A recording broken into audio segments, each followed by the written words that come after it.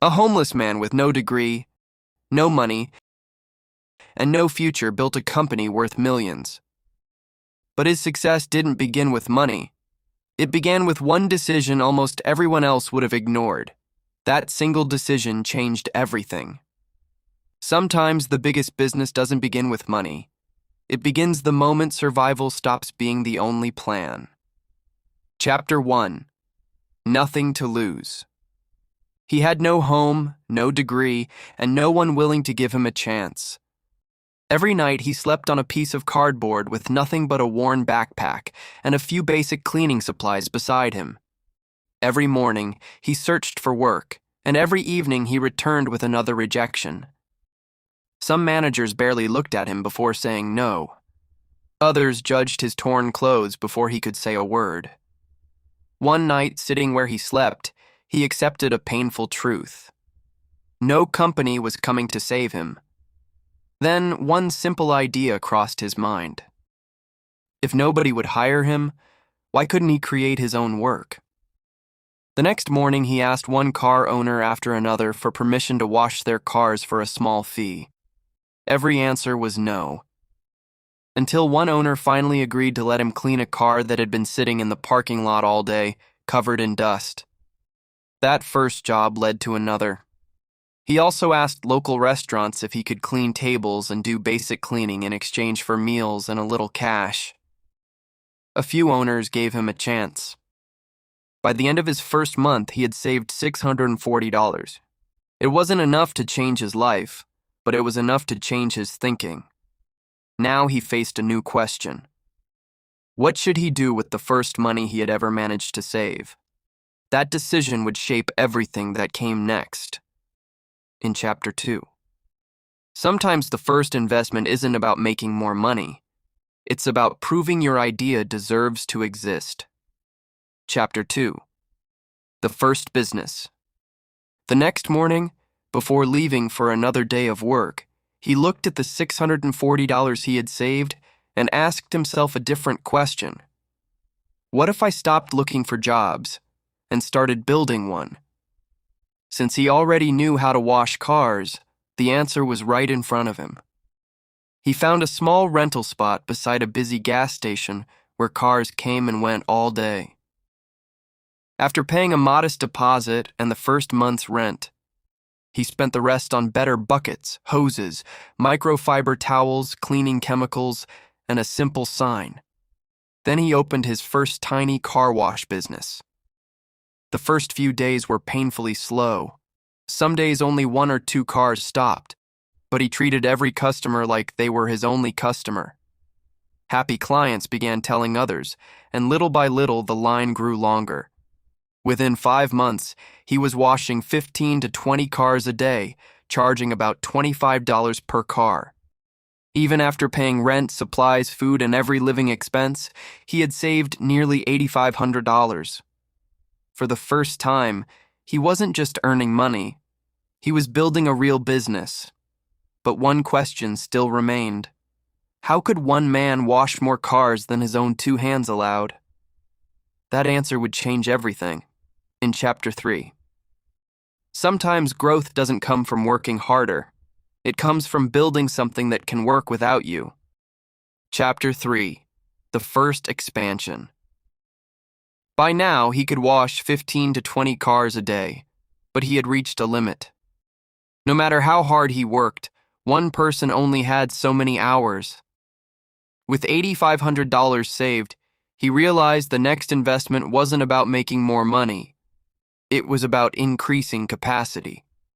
He left the small roadside spot and leased a modest car wash unit near a busy intersection, paying $3,000 for the security deposit and first month's lease. He invested another $3,200 in a professional pressure washer, commercial vacuum, air blower, better cleaning equipment, and high-quality supplies. With the remaining money, he hired his first part-time employee for $2,000 a month, keeping a small emergency fund for unexpected expenses. The first few days were quiet, but customers who remembered the hard-working young man from the gas station soon found his new location. Word spread quickly, and the business grew faster than he expected. Together, they were now washing 40 to 50 cars every day. After paying employee wages, lease payments, supplies, utilities, food, and every other expense, 6 months later his savings had grown to nearly $33,000. He was no longer just washing cars, he was building a real business. But one question kept pushing him forward. If one small location could generate this much, what would happen if he opened a second one? That decision would change everything. In Chapter 4, the moment you stop selling your time, your business finally starts buying your freedom. Chapter 4, Building a Company. With nearly $33,000 saved, he knew the next step wasn't working harder. It was building a system. He invested almost everything into opening a second location, then a third, upgrading every shop with better equipment, stronger branding, and a simple process every employee could follow. His team grew from just one part-time worker to 12 full-time employees and 3 location managers, while he stepped away from washing cars and focused entirely on growing the business. At first, customers came slowly, but many remembered the young man who had started beside the gas station. They found his new locations, recommended them to friends, and demand exploded. The end of the year, Location 1 generated about $395,000, Location 2 earned nearly $418,000, and Location 3 brought in over $432,000, pushing total annual revenue to more than $1.24 million. After paying salaries, leases, supplies, utilities, insurance, marketing, taxes, and every operating expense, his personal net worth had grown to nearly $430,000. 1 year earlier, he had been begging strangers for a single opportunity. Now, people were asking if he was hiring. But 3 successful locations weren't enough anymore. If one small company could do this, what would happen if he turned it into a brand? The answer would change everything. In Chapter 5, every successful business eventually faces the same question: keep working, or start building something that can outlive you. Chapter 5, Building a Brand.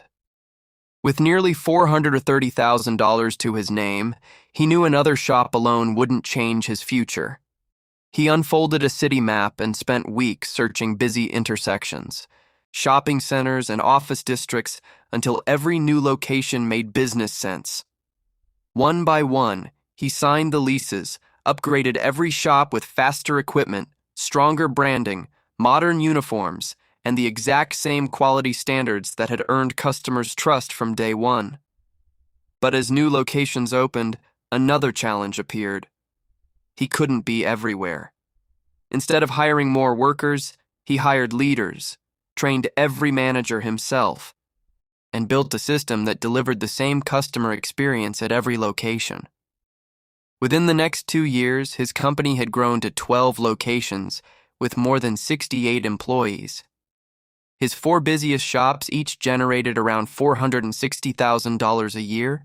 Another 4 averaged nearly $390,000, while the newest 4 brought in about $310,000 annually, pushing total yearly revenue beyond $4.6 million.